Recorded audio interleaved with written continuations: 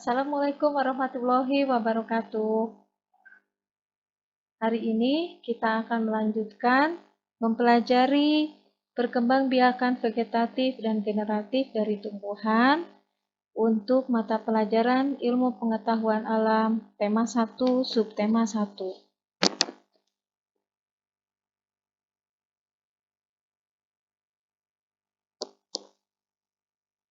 Seperti yang sudah kita ketahui bahwa ketersediaan tumbuhan di bumi sangat berperan penting bagi keberlangsungan hidup semua makhluk yang ada di bumi ya.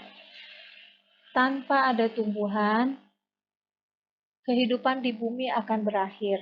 Jadi, kita harus berperan serta dalam menjaga keberlangsungan tanaman yang ada di bumi.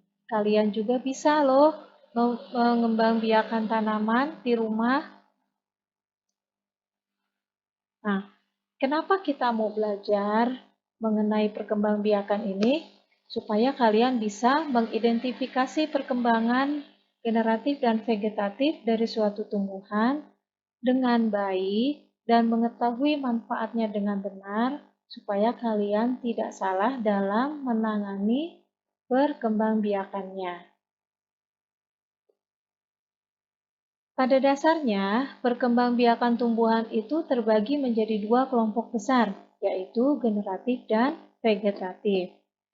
Generatif berarti terjadi penyerbukan dan pembuahan di awal. Kalau vegetatif, tidak terjadi penyerbukan dan pembuahan. Tanaman baru, anaknya si tumbuhan itu akan muncul dari bagian tubuh induknya. Entah itu dari akar, entah dari batang, entah dari daun. Pokoknya akan muncul sebagai bagian dari tubuh induknya.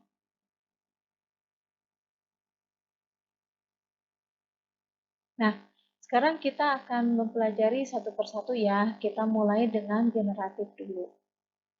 Perkembangbiakan generatif dimulai dengan terjadinya penyerbukan.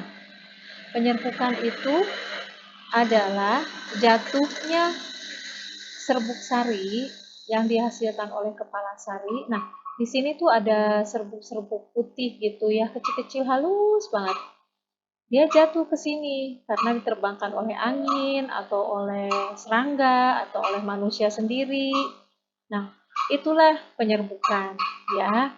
Nah, setelah terjadi penyerbukan, akan tumbuh semacam saluran ke ruang bakal biji. Nah, di ruang bakal biji ini terjadi pembuahan ya. Lalu bakal biji ini akan tumbuh menjadi zigot. Zigot itu calon tumbuhan baru ya. Dan akhirnya menjadi buah, menjadi biji ya. Nah, di sini kalian bisa lihat penjelasannya. Di sini juga ada definisi dari penyerbukan dan pembuahan. Jadi, penyerbukan itu terjadi di luar, kalau pembuahan terjadi di dalam. Jangan tertukar ya. Supaya gampang untuk mengingat, intinya gini aja.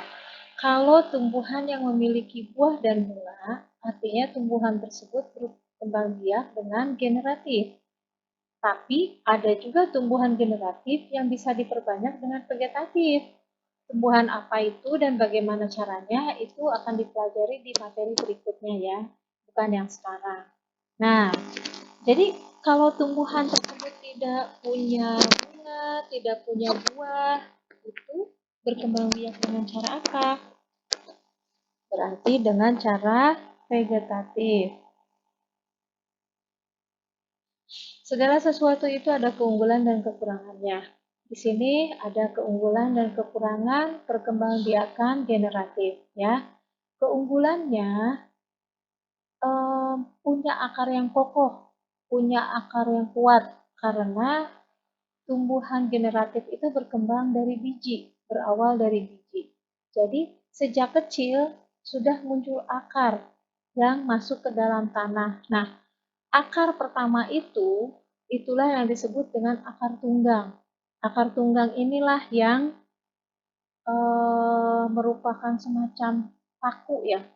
Pakunya pohon itu untuk kokoh tumbuh di atas tanah, tidak mudah roboh ya salah satunya. Nah di sini Ibu hanya mencantumkan 4. Ini garis besarnya ya. Kekurangannya, tanaman yang baru, anaknya itu belum tentu punya sifat yang sama seperti induknya. Karena pada saat terjadinya penyerbukan, itu serbuk sarinya kan entah berkualitas atau tidak, atau berasal dari mana, kita kan nggak tahu ya. Nah, jadi itulah yang menyebabkan tanaman yang baru belum tentu memiliki sifat seperti induknya. Oke, sekarang kita beralih ke vegetatif. Vegetatif itu tidak ada penyerbukan dan pembuahan. Jadi tumbuhan barunya muncul dari bagian tubuh induk. Nah, di sini kalian lihat ya, di sini ada ubi. Di sini ada kayak apa ya, jerawat gitu ya. Ada lubang-lubang kecil. Nah, ini kalau didiamkan ini akan muncul seperti rambut. Itu adalah akar, ya. Akar ini kalau didiamkan akan muncul pohon muda. Kalau didiamkan terus dia akan muncul pohon yang besar seperti ini ya, lumayan nih. Ini udah siap tanam. Jadi ubi ini tinggal dipotong di sini, tinggal dipotong di sini, lalu masing-masing masukkan ke dalam tanah, siap ditanam ya.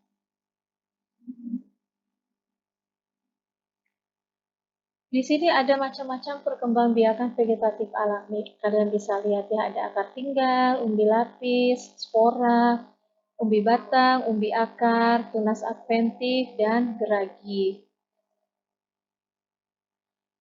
Nah, vegetatif juga ada kekurangan dan kelebihannya. Kelebihannya adalah sifatnya sama dengan ibunya, karena anaknya itu adalah bagian dari tubuh ibunya, jadi otomatis sifatnya sama. Ya, kekurangannya dia nggak punya akar tunggang. Jadi kalau ada jambu, misalkan jambu cangkok ya, kalian di rumah punya jambu cangkok hasil cangkokan.